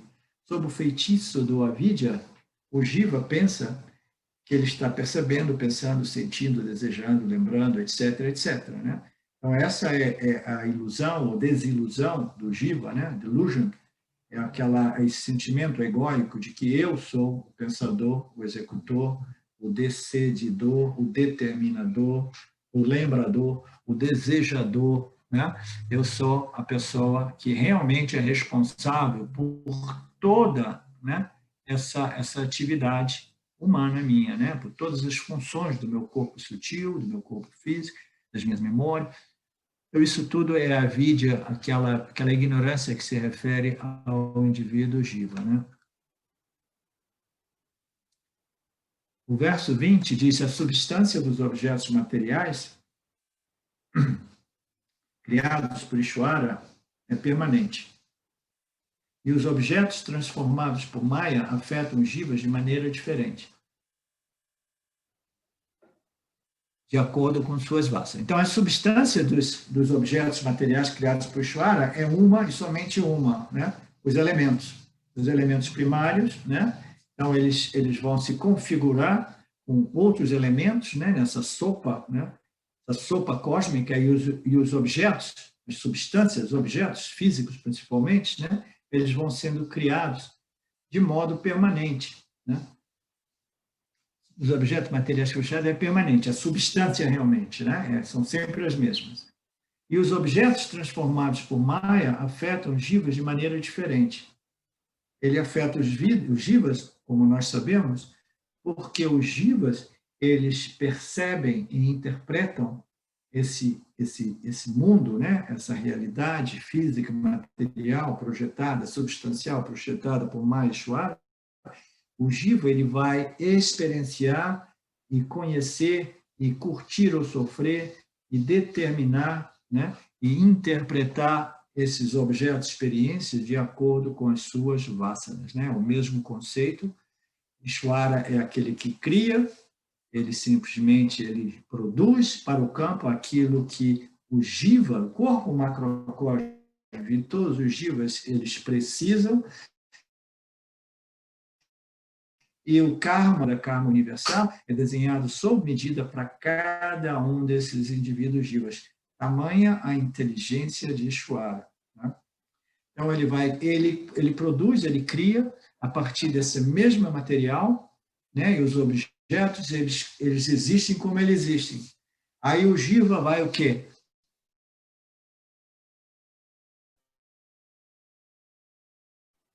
Do ângulo qual ele percebe esses objetos, se é um objeto de segurança ou se é um objeto de perigo, né? Etc, etc. É um objeto de prazer ou desprazer. Uma pessoa pode se sentir feliz em obter um objeto, enquanto outra pode se sentir decepcionada em obter o mesmo objeto. Um jiva desinteressado não sentirá nada na presença de um determinado objeto.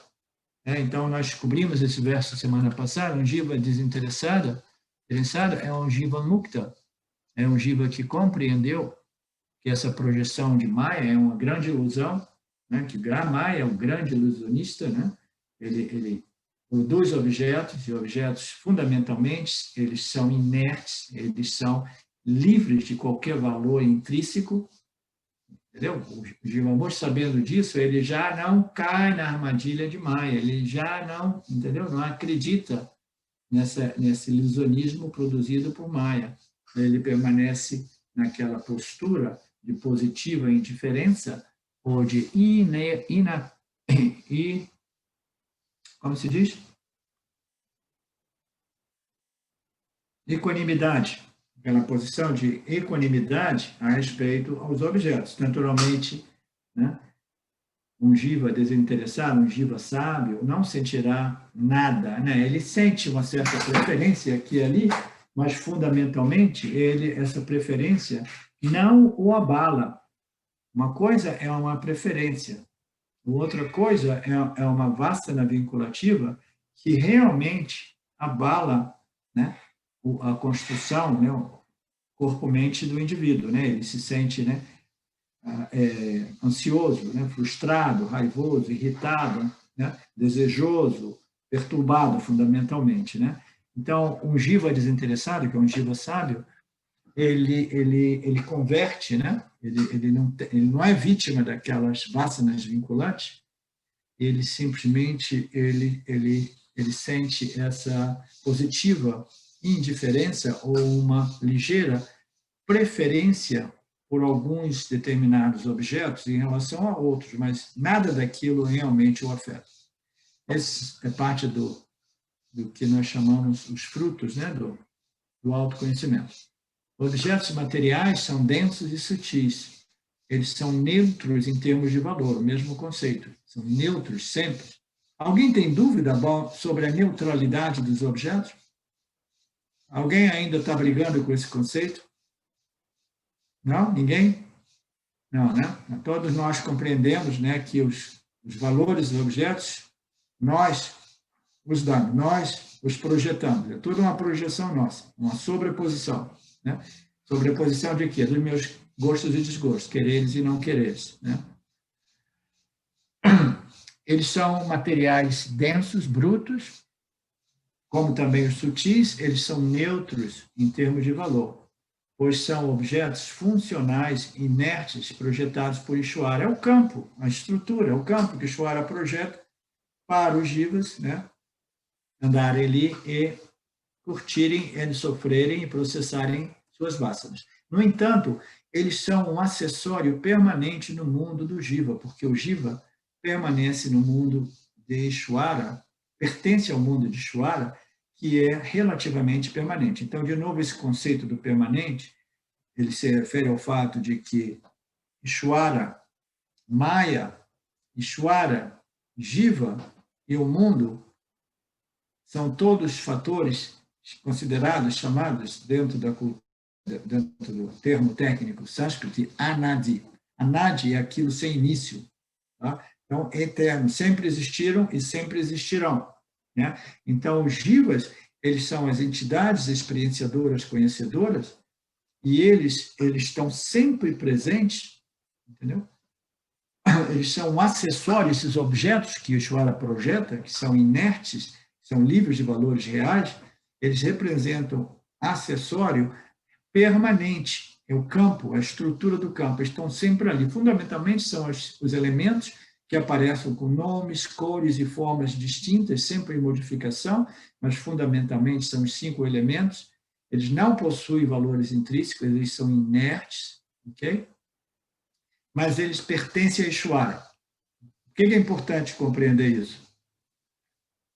É importante compreender porque o que pertence a Ishvara, pertence a Ishvara. O que pertence a Jiva, pertence a Jiva. O Jiva, quando ele compreende a sua real natureza como Satya, ele não pode ter a expectativa de que essa estrutura do mundo físico, material e sutil desapareça. Por quê? Porque esse mundo, essa estrutura, esse mundo, esse acessório, esse campo, ele pertence a Ishvara. É Ishvara que cria, mantém e recicla constantemente isso. Então, o indivíduo, quando ele se livra dessa ignorância, entendeu? O mundo não desaparece. É importante compreender isso. Esse mundo é um acessório permanente, é uma estrutura, ela é projetada por Ishvara e ela serve ao propósito, né, de permitir ao jiva de processar as suas vasanas. Né? E elas são relativamente permanentes no sentido de que elas são sem início e sem fim, mas elas, do ponto de vista do jiva, ela tem um fim na medida que o jiva se torna um jiva mukta e sucessivamente ele se dissolve em Brahman como Videha Mukta. Ok? Os jivas, esse é um outro conceito interessante. Os jivas não experimentam objetos, eles experimentam as suas vasanas. Não? Esse é um conceito muito radical, né? Muito, muito radical. Você, Luciano, você não pode dizer isso para sua esposa quando ela estiver experimentando você no meio da noite, entendeu? Se vocês tiverem um momento assim de intimidade, você fala assim, você está experimentando a sua vasana, você tem uma vasana enorme. Não entre nesse argumento com ela, porque não vai dar encrenca. Né? Então, os jivas, eles não experimentam os objetos, eles experimentam o quê? As suas vasanas. Mas as suas vasanas, elas precisam dos objetos de modo que elas se sobrepõem. E não somente isso, os objetos aparecem como manifestação das mesmas vasanas. Se eu tenho uma vasana por sexo, por exemplo, eu vou ficar manifestando um parceiro sexual de novo, de novo, de novo, de novo. Né? Eu lembro, muitos anos atrás, eu conheci um cara, um americano, no meu tempo de Osho Rajneesh, eu costumava passar muito tempo ali na Tailândia, entre a Índia e o Japão, quando eu ia no Japão fazer dinheiro. Eu conheci um americano que eu já conhecia de Pune, e o cara tinha uma vasana por sexo, que era uma coisa monstruosa. Mas monstruosa, Luciano. Ele, todo dia, quando ele acordava, ele parecia um imã, um magnético, que atraía todas as mulheres ali de Bangkok que tinham o mesmo tipo de vasana sexual. Era um magnético. Eu ficava com inveja dele, assim, porra, cara, como é que você faz isso? Ele falou assim, eu não faço nada, eu simplesmente entro na rua, pá, e essas energias vêm, e quando eu vejo, eu estou fazendo amor com as figuras, entendeu? Então, se a gente tem uma vasana desse tipo, né, essa vasana vai projetar os objetos de desejo. Se a gente tem uma vasana por conhecimento, essa vasana vai produzir o quê? Uma library, uma biblioteca enorme na nossa casa. Quando você vê, você tem uma biblioteca enorme, como aquela ali atrás do Eduardo. Por quê? Eu tenho uma vasana por livros, e Ishvara me concede os livros, né? Então, o Jiva, ele é coparticipante em tudo isso. E eles vão pegar esses objetos, que são produto das suas vasanas. Quando o objeto aparece, eu tenho uma vasana por livro, o livro aparece, eu digo, yummy, yummy, yummy, uau, delicioso. Eu tenho uma vasana por sexo, o sexo aparece, oh, yummy, yummy, yummy, delicioso. Né? Então, é sempre esse jogo entre o Jiva e o Ishvara e as vasanas, né? Que o Ishvara, o Jiva, ele é coparticipador nesse processo. Os Jivas não experimentam objetos, eles experimentam os objetos sobrepostos por suas vasanas. Quando eles obtêm o que eles querem, eles são os curtidores. Quando eles obtêm o que eles não querem, eles são os sofredores. Né? Eles criam ao desejarem certos objetos e ao não desejarem outros. Então, essa é o campo da cocriação do Jiva. Ele cria através dos seus pensamentos, desejos e ações, mas ele não consegue controlar e manipular de modo a ver sempre aquilo que ele quer. Essa é a ilusão que a gente encontra muito frequentemente no mundo espiritual. Mas ele cria, sim, na medida que ele concede a Ishvara os seus pensamentos, desejos e ações. Quando eles conseguem o que eles querem, eles se sentem felizes, né? Eles se sentem realizados, a mente do Jiva é resolvida, eles sentem aquele shanti, aquela paz, aquela felicidade, aquela alegria.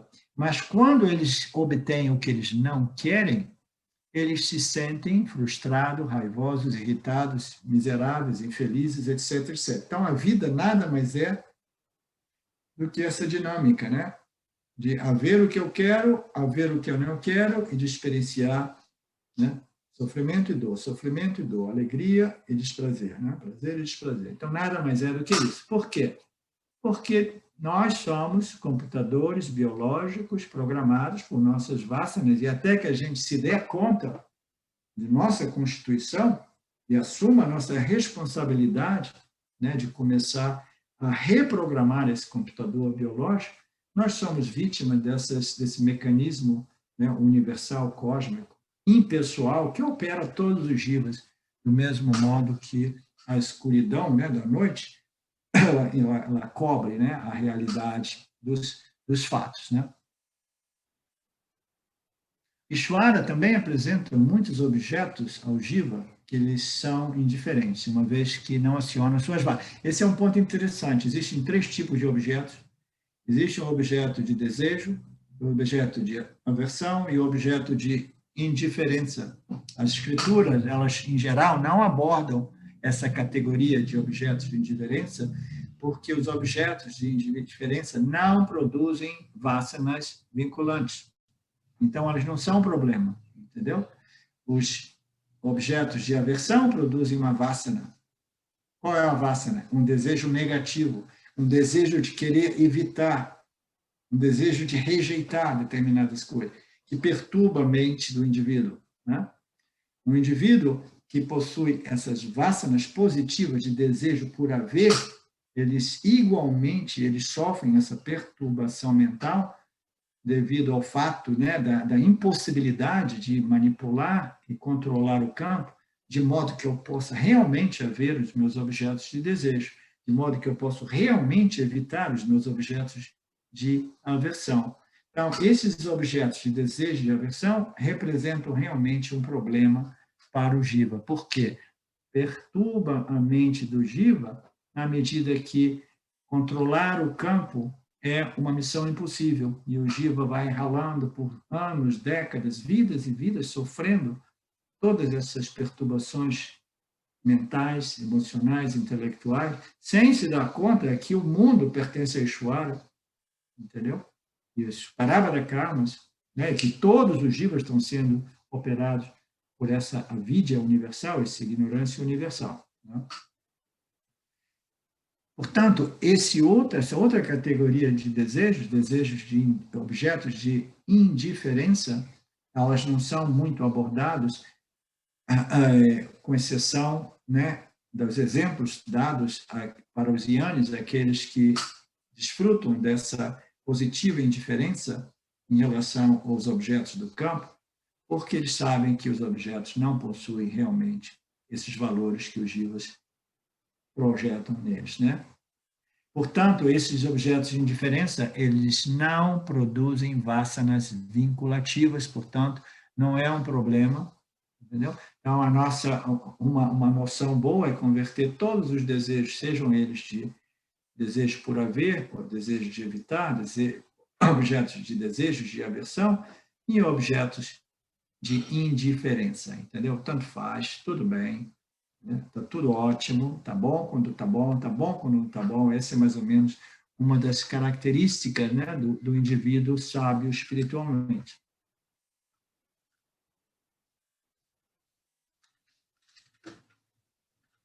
Professor, Sim.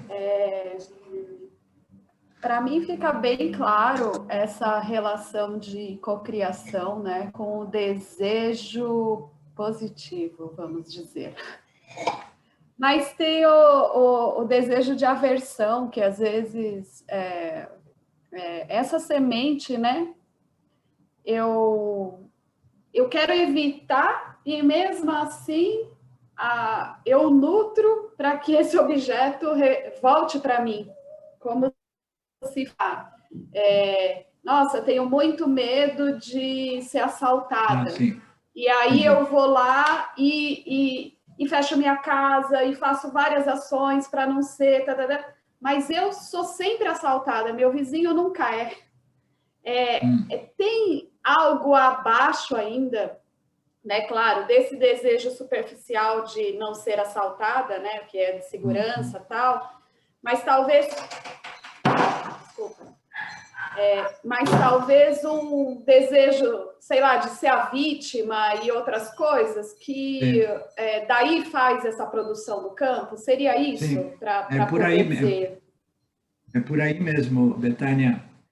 Porque é aquela história, o desejo por moksha, ele na superfície, ele parece um desejo por moksha, mas pode ser um desejo por prestígio, por validação, respeito, etc, etc. Do mesmo modo, um desejo por não ser assaltada talvez esteja encobrindo um desejo de ser assaltada, de modo que eu possa me fazer de vítima e ganhar a simpatia de outras pessoas, de amor de outras pessoas, entendeu? É mais ou menos por aí mesmo.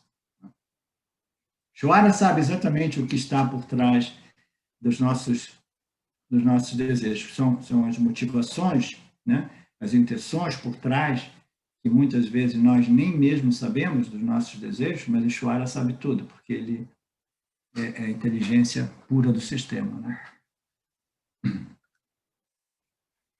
O verso 26...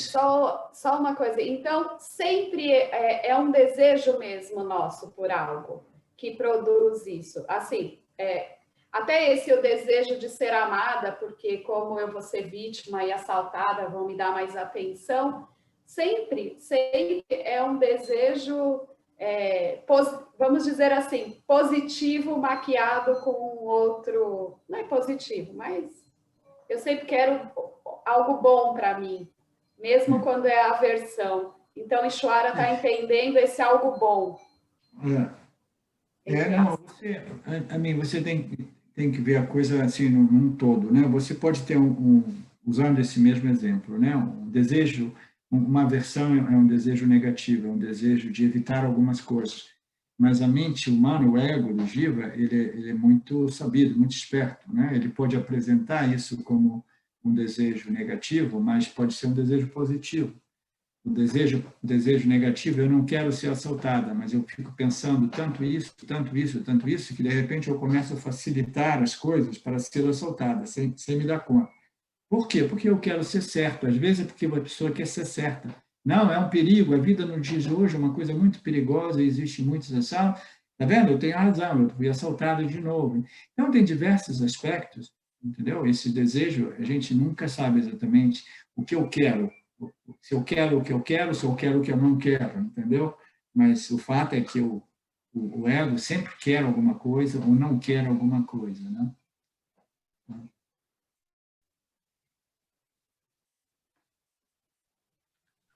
Vou fazer um comentário, Arlindo. Sim, naturalmente. Eu acho muito bonito uma oração que Sócrates faz na obra Teteto, que ele diz assim: pedir aos deuses, concedei-me os bens, mesmo que desprezados, e os males afastai-o, ainda que desejados. Acho muito bonita essa oração de Sócrates. Pode repetir, por favor? Os bens concedei-me, mesmo que desprezados, e os males afastai-os, ainda que desejados. Ah, que belo, profundo, hein? Muito bacana, muito profundo, muito profundo. Depois você me faz um favor, Eduardo, você escreve para mim, me manda no Facebook Messenger. Gostei muito.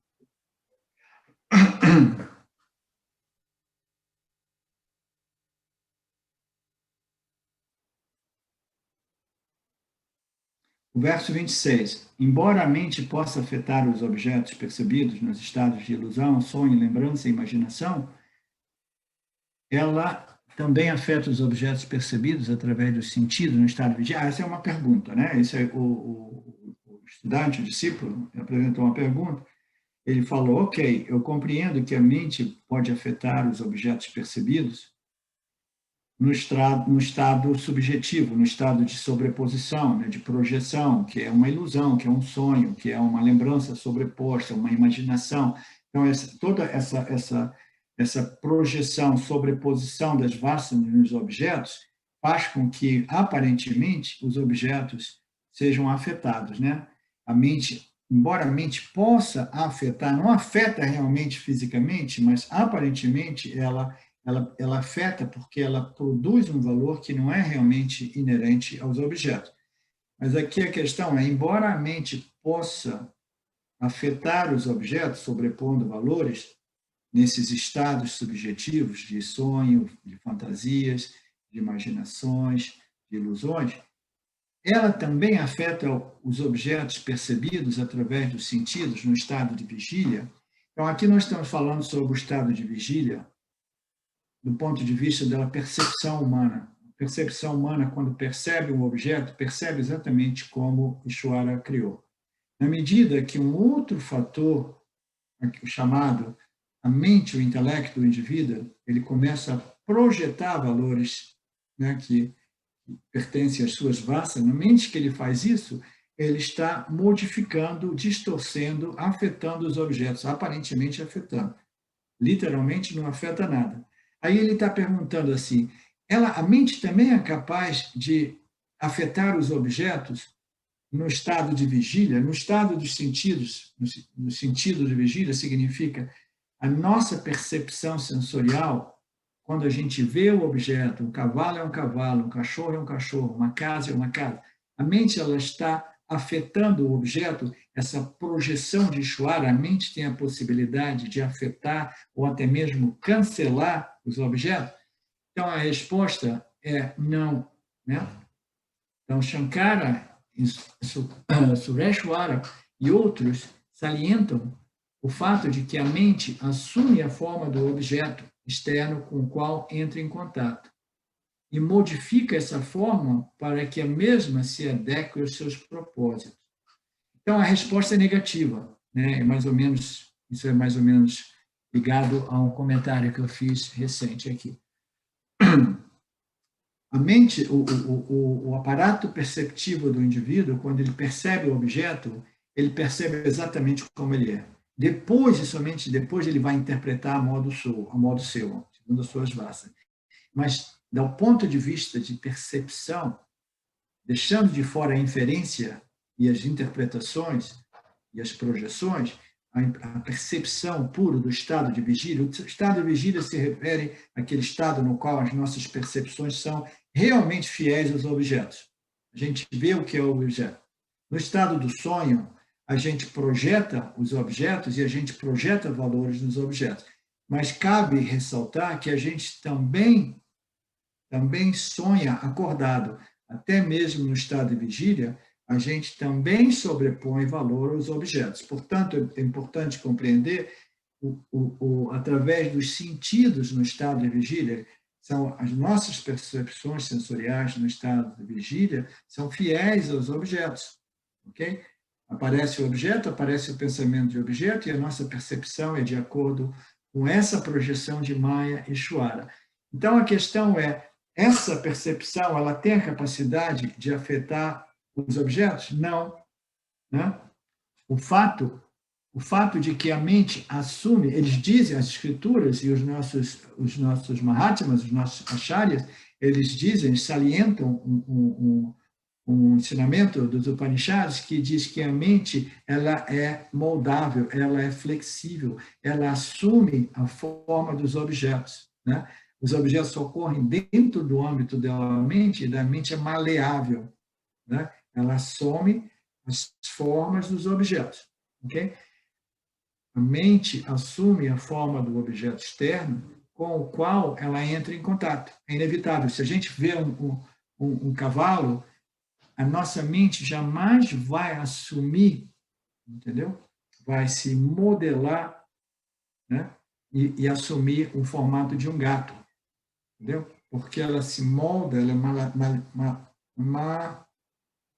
o que é a palavra que eu falei? Maleável. Ela é maleável de tal modo que ela assume a forma do objeto. Porque tudo ocorre dentro da mente. Okay? A gente pensa que ocorre fora, mas ocorre dentro da mente. Ela assume essa forma, né? E ela modifica aparentemente essa forma através da sobreposição. Então, no estado de vigília, quando a gente percebe o objeto exatamente como ele é, um copo. Né? Aí, imediatamente, a gente vai sobrepor o valor desse copo, vai dizer, putz, eu não gosto do padrão de cor desse copo, porque eu não gosto dessas florzinhas assim, etc, etc, entendeu? Eu gosto de copo largo, com uma ala, uma coisa aqui mais lá. Então, a gente vai interpretar e vai determinar se esse objeto ou aquele objeto é de acordo com o meu gosto, desgosto, se eu gosto menos, gosto mais. Então, ela não modifica o objeto, mas ela sobrepõe atributos, qualidades, valores que são fundamentalmente, né, inerentes às minhas vassas, às nossas vassas. Né? Ela aparentemente modifica a forma do objeto para que esse objeto se adeque aos seus propósitos, para que ele possa servir o propósito, entendeu? Utilitário dos meus desejos. Né? Todos os objetos, eles possuem valores utilitários relativos, entendeu? Que são todos eles projeções do intelecto humano. A gente projeta valor a um copo porque a gente desenha o copo através da nossa inteligência e a gente projeta valor porque a gente sabe que o copo serve para que a gente possa ingerir substâncias líquidas, né? Então, tudo isso é uma projeção. Agora, você pega uma criancinha que não tem um intelecto desenvolvido, ela vê um copo, a única coisa que ela vai perceber é que é um objeto sólido e não mole, entendeu? E aí ela vai botar a mão, vai cheirar, vai morder, etc, etc. Então, tudo isso é parte dessa sobreposição intelectual do Jiva, né? De modo que a mente se adeque aos objetos e os seus propósitos. Este verso desmascara a crença persistente no mundo espiritual de que os objetos físicos podem ser controlados pela mente. É o mesmo conceito que eu elaborei antes, né? Não é realmente correto dizer que o jiva ele vai modificar os objetos. Não, os objetos são os que eles são, mas ele vai perceber a modo seu, de acordo com meu gosto e desgosto. Eu gosto ou não gosto, aprecio ou não aprecio, né? Quero e não quero, né? Então, através dessas energias, ele vai sobrepor valor, né? Mas ele não modifica realmente, né? Existe essa crença de que o jiva ele tem o poder de manipular e controlar os objetos através da mente. É a famosa fantasia de mind over matter, a mente acima da matéria. A mente tem a capacidade de controlar, manipular e atrair somente aquilo que ela quer e afastar aquilo que ela não quer. Então, essa é uma fantasia muito atraente no mundo espiritual, e existe uma infinidade de pessoas que realmente ficam presas nessas noções. E aqui existe uma afirmação que parece do James, que diz: esse verso desmascara a crença persistente no mundo espiritual de que os objetos físicos podem ser controlados, manipulados e atraídos pela mente, né? A mente tem esse poder. Não é realmente nem correto dizer que a mente modifica a forma dos objetos, ela somente sobrepõe, né, valores utilitários dos objetos, elas se adequam nesse sentido, elas dizem assim, ok, isso é um objeto assim, cuja propriedade e qualidade é essa e aquilo, e cujo o propósito é esse e aquilo, a utilidade é essa e aquela. Então, tudo isso é parte dessa projeção intelectual do jiva, que o jiva coloca nesses objetos físicos, materiais, projetados por Maya e Shwara, que fundamentalmente são o quê? Os 5 elementos, moldados de tal modo que eles aparecem como uma infinidade de nomes, cores e formas, né? Shwara apresenta, ele diz, não é realmente correto dizer que o jiva modifica as formas dos objetos para que se adequem aos seus propósitos, porque a modificação é inconsciente. Sim, essa sobreposição é inconsciente, é Vasana que faz uma sobreposição, e o objeto ele permanece um objeto. Não importa a projeção que a gente coloque nesse objeto. Ishvara apresenta objetos, situações e eventos ao jiva cujas vasanas, mecanicamente e inconscientemente, as interpretam, né? A experiência raramente é neutra, com exceção dos yanis. Aqui aparece os yanis, o jivandu. A experiência raramente é neutra, com exceção dos yanis, em valor para o jiva, muito embora os objetos sejam em si neutros em valor, né? Mesmo conceito. Por exemplo, na mesma mente onírica, coisas maravilhosas e terríveis acontecem, né? No meio da noite a gente sonha, aí existem coisas que são realmente muito, muito prazerosas e outras coisas são realmente né, difíceis de lidar, né? Hoje, essa noite eu tive um pequeno pesadelo que eu acordei tentando interromper o pesadelo. E acordei a Silvia.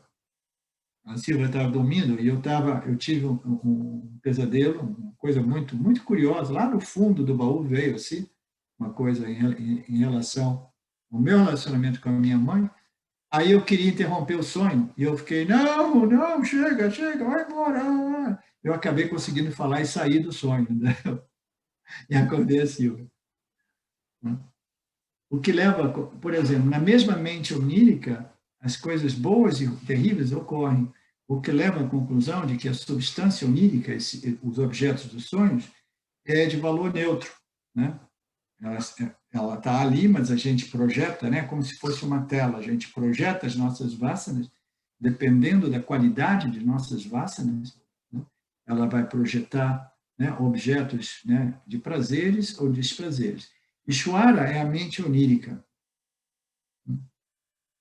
O Shara é essa mente onírica, ele projeta, Maya é essa mente onírica, né?